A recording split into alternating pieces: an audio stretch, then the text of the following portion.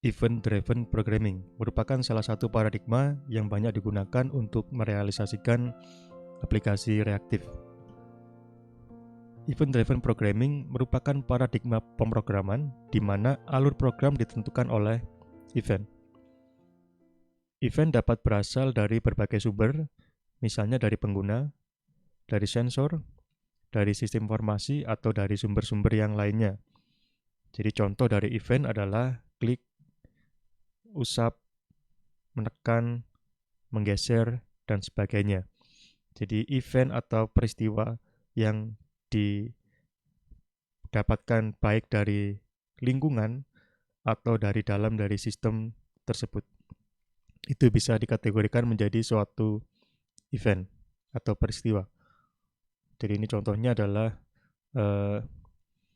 event berupa sentuhan ya atau usap kepada layar, kemudian layar akan memberikan atau aplikasi akan memberikan reaksi kepada pengguna.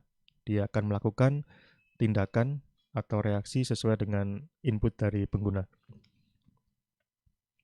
Secara prinsip, event-driven programming dapat digambarkan seperti alur di bawah ini ya. Jadi ini salah satu contoh ketika ada kejadian atau peristiwa klik tombol ya. Jadi yang pertama terjadi peristiwanya adalah pengguna berinteraksi dengan halaman atau tampilan. Dia mengklik tombol. Ketika tombolnya diklik, maka terjadi suatu peristiwa. Ya, peristiwanya terjadi. Ketika peristiwanya terjadi, maka sistem akan memberikan respon. Jadi dia akan menjalankan suatu fungsi yang biasa disebut dengan callback function ya. Jadi misalkan ini ada fungsi myEvent yang terjadi ketika myEvent terjadi ya. Nah setelah event tersebut terjadi, kode ini akan dieksekusi dan pada akhirnya akan mengubah state dari aplikasi ya. Misalkan pengguna akan mendapati bahwa halaman berubah ya, yang tadi tampilannya seperti ini kemudian berubah menjadi tampilan yang berbeda. Jadi yang nomor 4 ini adalah hasil reaksinya ya. Tampilan dari halaman diupdate atau dimodifikasi sebagai hasil. Jadi artinya ada perubahan state ya. Jadi state-nya berubah.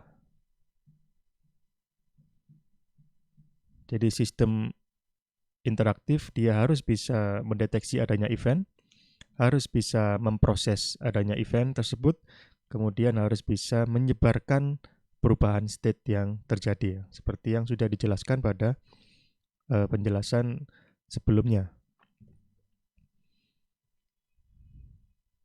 Jadi pada event-driven programming, program akan dijalankan, kemudian ada semacam listener ya atau event listener yang berfungsi untuk menunggu adanya event. Dia mendengarkan apakah ada event yang terjadi atau tidak.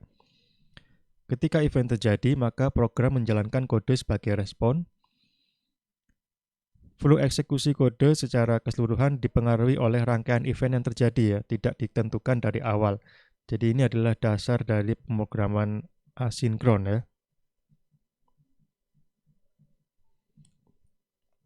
Jadi kita tidak menjalankan program secara deterministik. Jadi nanti berjalannya program itu ditentukan atau dipengaruhi oleh rangkaian event. Dan kita tidak tahu bagaimana rangkaian event itu akan terjadi ya, tergantung dari misalkan pengguna mengklik tombol apa saja dan bagaimana urutannya itu tidak bisa kita pastikan di awal. Ini adalah beberapa contoh dari GUI event. Jadi yang pertama adalah mouse move, drag, klik, mouse button press, release ya, untuk ketika tombolnya ditekan kemudian dilepas. Ini terjadi pada mouse. Kemudian pada keyboard ada event ketika tombolnya ditekan atau ketika dilepas. Kemudian ketika dikombinasikan dengan tombol-tombol yang lain, misalkan dengan shift, control, dan sebagainya. Untuk yang touchscreen ada tab, ada drag, dan sebagainya.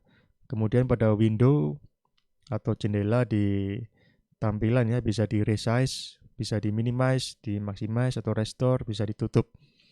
Ini adalah beberapa contoh GUI events yang banyak kita jumpai pada aplikasi-aplikasi. Untuk perkuliahan pemrograman sistem interaktif ini kita akan menggunakan Android ya. Sebagai media kita belajar atau mengimplementasikan teori-teori yang kita pelajari pada perkuliahan ini. Jadi contoh-contoh pada event di Android untuk antarmuka pengguna, karena mayoritas Android menggunakan layar sentuh ya. Jadi ada event sentuh, nama eventnya dia klik ya. Walaupun dia tidak ada tombolnya, tapi dianggap sebagai klik ya. Ada juga sentuh lama atau long click dan sebagainya ya. Selain itu, Android juga memiliki event-event pada life cycle ya. Ini berkaitan dengan sistem operasi Android dan apps yang berjalan pada Androidnya. Jadi suatu aplikasi dia memiliki event atau peristiwa life cycle atau siklus hidup. Antara lain adalah pada saat dia di-create, pada saat dia destroy, pada saat dia berhenti atau pause, pada saat dia digunakan atau dilanjutkan ya, atau resume dan sebagainya. Ini juga merupakan peristiwa-peristiwa yang ada di Android dan dia adalah events ya. Nah, untuk merealisasikan event-driven programming, salah satu pola perancangan yang paling banyak digunakan itu adalah observer design pattern ya.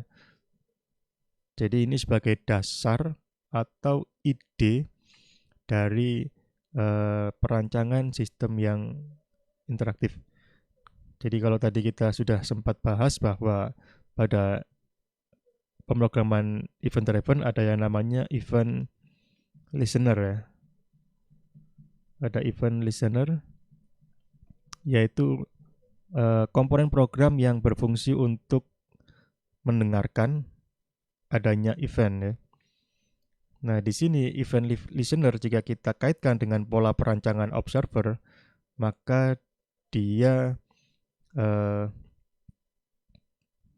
dapat kita analogikan dengan observer, yaitu komponen yang berfungsi untuk melakukan observasi ya.